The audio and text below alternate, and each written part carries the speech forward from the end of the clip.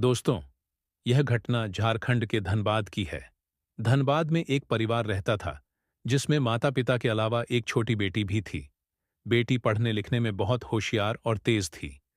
वह सोचती थी कि वह कुछ बड़ा बनकर अपने माता-पिता का नाम रोशन करेगी, क्नॉइस, और समाज के लिए भी अच्छा काम करेगी। समाज में हो रही गलतियों और भ्रांतियों को सुधारने का एक यूनिक तरीका वह अपनाएगी। इसी सोच के साथ उसने आईपीएस की तैयारी की और अंत में उसका चयन भी हो गया। चयन होने के बाद वह ट्रेनिंग करती है और ट्रेनिंग पूरी करने के बाद वह घर लौट आती है। तब उसके माता-पिता कहते हैं, बेटी, अब तो तुम एक अच्छी नौकरी पा चुकी हो और तुम्हारी उम्र भी। अब तुम्हें किसी अच्छे लड़के से शादी कर लेनी चाहिए। इस पर लड़की कहती है, पिताजी, शादी तो हमें करनी है, इसमें कोई शक नहीं है, लेकिन अभी मेरा जो लक्ष्य है वह मुझे पूरा करना है। मैं अभी समाज को देखना चाहती हूं। समाज कैसा है? अभी तक तो मैंने समाज को कभी देखा ही नहीं है। मैं सिर्फ एक कमरे में बैठकर पढ़ाई करती रही हूं और ज्ञान अर्जित किया है। लेकिन पिताजी, समाज में किस तरह के लोग रहते हैं, किस तरह की घटनाएं घटित होती हैं और हमें कैसे उनका सामना करना है, यह सब देखना चाहती हूं। 4-5 साल तक मुझे सिर्फ यह अनुभव करना है, उसके बाद ही शादी करूंगी। पिताजी, आप और मां मुझे समझा रहे हैं, लेकिन मैं अपने फैसले पर अडिग हूं। पिताजी ने आखिरकार कहा, बेटी, अब तुम समझदार हो गई हो। अपने फैसले खुद लो और अपना ध्यान रखना। ये सुनकर अनीता ने जवाब दिया, पिताजी, आप चिंता ना करें, मैं अपना ख्याल रखूंगी। इसके बाद अनीता अपनी ड्यूटी के लिए रवाना हो गई। धनबाद में उसकी पहली पोस्टिंग थी, लेकिन ड्यूटी पर जाने के बजाय क्नॉइस। उसने अपने निजी ड्राइवर से कहा, मुझे किसी सुनसान जगह पर छोड़ दो। ड्राइवर पहले तो थोड़ा झिझका, लेकिन उसने आदेश का पालन किया। वह अनीता को शहर की एक सुनसान जगह पर छोड़ आया। वहां पहुंचकर अनीता ने कहा, अब ध्यान से सुनो क्नॉइस, मैं यहां से अकेले जाऊंगी और किसी को मेरे बारे में कुछ मत बताना। अगर तुमने किसी को बताया तो समझ लो, तुम्हारी नौकरी गई। ड्राइवर डर के मारे बोला, मैडम, आप निश्चिंत रहे, मैं किसी को कुछ नहीं बताऊंगा। इसके बाद अनीता ने अपने कपड़े और लुक बदला। क्नॉइस, उसने खुद को एक भिखारिन की तरह तैयार किया। सादे फटे पुराने कपड़े पहनकर मैली कुचैली हालत में वह बाजार की ओर चल दी। थोड़ी देर बाद वह थाने के पास पहुंची। वहां उसने थाने के आसपास चक्कर लगाना शुरू किया। पुलिस स्टेशन के पास खड़े कुछ कांस्टेबल उसे देखकर चौंके और बोले, अरे, यहां क्या कर रही है? कहीं और जाकर मांग, यहां मत परेशान कर। अनीता ने शांत स्वर में जवाब दिया, आप अपना काम करिए, मैं किसी को परेशान नहीं कर रही हूं। ये कहकर वह थाने के आसपास टहलने लगी, जैसे वह कुछ खास तलाश रही हो। अनीता, जो भिखारिन के रूप में थाने के आसपास घूम रही थी, हर चीज पर बारीकी से नजर रखे हुए थी। लगभग 20 से 30 मिनट के बाद अचानक थाने के बाहर भीड़ जुटने लगी। भीड़ के बीच अनीता ने एक कांस्टेबल से पूछा, साहब, यहां इतनी भीड़ क्यों लगी है? कांस्टेबल ने लापरवाही से जवाब दिया, क्नॉइस, एक लड़की का मामला आया है, रेप हुआ है।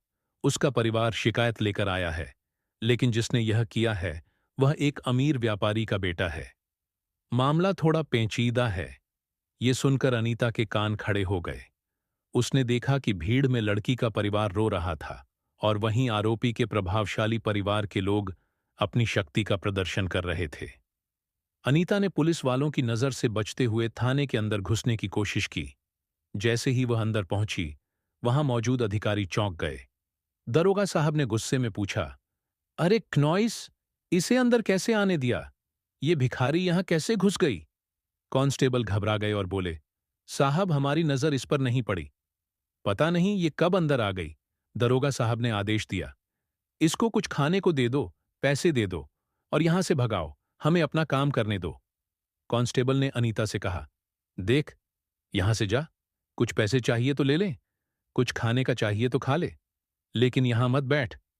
अनीता ने उनकी बात अनसुनी करते हुए शांत स्वर में कहा, साहब, मैं यहां थोड़ी देर बैठना चाहती हूं, थक गई हूं, आराम करना चाहती हूं, आपको परेशान नहीं करूंगी, बस उस कोने में बैठने दीजिए। अनीता थाने के बाहर एक पेड़ के नीचे बैठ गई और वहां से दरोगा साहब की हर गतिविधि पर नजर रखने लगी। उसने देखा कि लड़की का परिवार रोते हुए न्याय की गुहार लगा रहा था, लेकिन आरोपी के प्रभावशाली पिता दरोगा को रिश्वत देकर मामला दबाने की कोशिश कर रहे थे। दरोगा ने लड़की के पिता से कहा, देखिए, ये मामला कोर्ट कचहरी में गया तो सालों लग जाएंगे। बेहतर होगा कि यहीं निपटा लें। लड़की का पिता मजबूरी और लाचारी में क्नॉइस कांपते हाथों से दरोगा को पैसे देता नजर आया। अनीता यह सब चुपचाप देख रही थी, लेकिन उसके भीतर का गुस्सा धीरे धीरे बढ़ रहा था। वह जानती थी कि अब समय आ गया है अपनी पहचान और अधिकार का सही उपयोग करने का। गरीब माँ बाप दरोगा के सामने हाथ जोड़कर गिड़गिड़ा रहे थे। माँ रोते हुए कहती हैं, साहब, हम गरीब लोग हैं, हमारे पास पैसे नहीं हैं कि आपको दे सकें, लेकिन मेरी बेटी के साथ जो हुआ उसके लिए इंसाफ चाहिए। आपसे बस यही निवेदन है, कृपया हमें न्याय दिला दीजिए। उसने कहा, देखो, कानून सबके लिए बराबर है, लेकिन यहां काम आसानी से नहीं चलता। तुमसे जो बन पड़े वो करो, वरना वापस जाओ। उधर अमीर पक्ष के लोग, जो पहले से ही दरोगा को मोटी रकम दे चुके थे, मुस्कुराते हुए खड़े थे। उनके पैसे से दरोगा का रवैया पूरी तरह बदल चुका था। अब वह अमीर लड़के के परिवार के पक्ष में बोलने लगा और गरीब परिवार को डांटते हुए कहने लगा, तुम लोग यहां तमाशा मत करो, अपना काम कर लो और चुपचाप चले जाओ। कोर्ट में जाना है तो जाओ क्नॉइस, लेकिन यहां हंगामा मत करो। गरीब पिता, जो अंदर से टूट चुका था, कहता है, साहब, हमारी बेटी के साथ अन्याय हुआ है। आपसे इंसाफ की उम्मीद लेकर आए थे, लेकिन आप हमें ही डांट रहे हैं। क्या गरीबों को न्याय मिलना इतना मुश्किल है? इस बीच भिखारिन के वेश में बैठी आईपीएस अधिकारी अनीता ये सब कुछ चुपचाप देख रही थी। लेकिन दोस्तों, उसने देखा कि दरोगा किस तरह अमीरों के पैसे के लालच में आकर गरीब परिवार को प्रताड़ित कर रहा है। उसकी आंखों में गुस्से की आग जलने लगी, लेकिन वह अब भी चुप थी।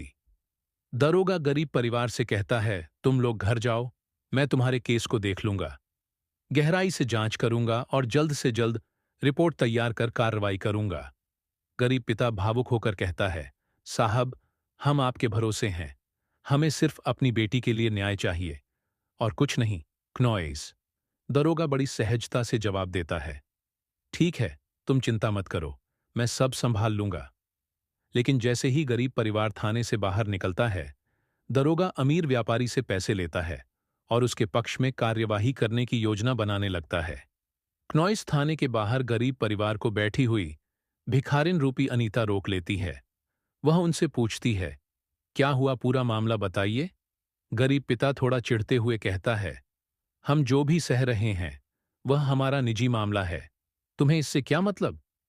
अपना काम करो क्नॉइस। गरीब परिवार को यह पता नहीं था कि वह भिखारिन दरअसल एक आईपीएस अधिकारी है नहीं। थाने में मौजूद किसी पुलिसकर्मी को इस बात का अंदाजा था कि अनीता, जो वहां भिखारिन के रूप में बैठी थी, दरअसल इस थाने में नई नियुक्त हुई अधिकारी है। अनीता ने फिर पूछा, क्नॉइस, आप मुझे सब कुछ बताइए, मैं आपकी मदद करना चाहती हूं। आखिर आपकी बेटी के साथ क्या हुआ?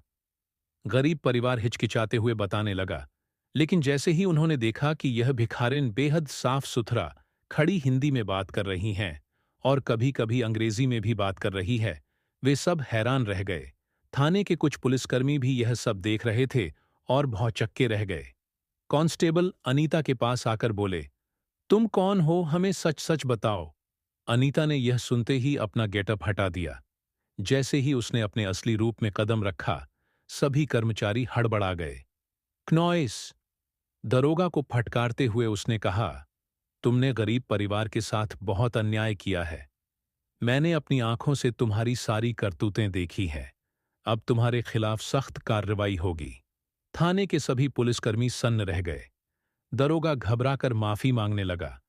क्नॉइस, लेकिन अनीता ने उसे सख्त लहजे में चेतावनी दी कि अब वह गरीब परिवार को न्याय दिलाकर ही रहेंगी। अनीता की सख्ती देखकर सभी पुलिसकर्मी उसे सलाम ठोकने लगे।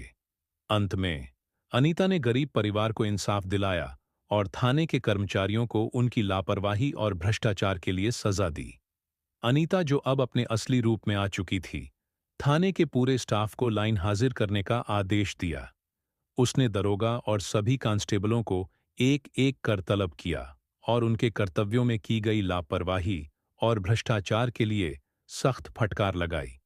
दरोगा से सख्त लहजे में कहा, तुम्हारी ड्यूटी न्याय दिलाने की थी, लेकिन तुमने अपनी जिम्मेदारी को पैसे के लिए भेज दिया।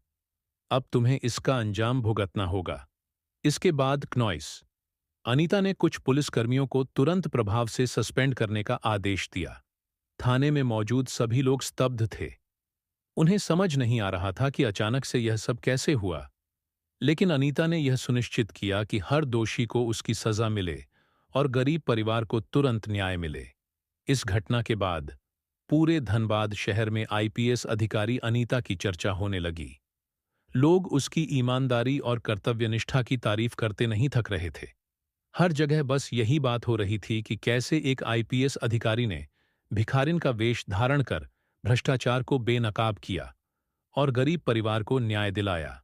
क्नॉइस दोस्तों, धर्म केवल पूजा अर्चना तक सीमित नहीं है, यह कर्तव्य निभाने का मार्ग है। हमारे शास्त्रों में कहा गया है, धर्मो रक्षति रक्षिता, अर्थात जो धर्म की रक्षा करता है, धर्म उसकी रक्षा करता है।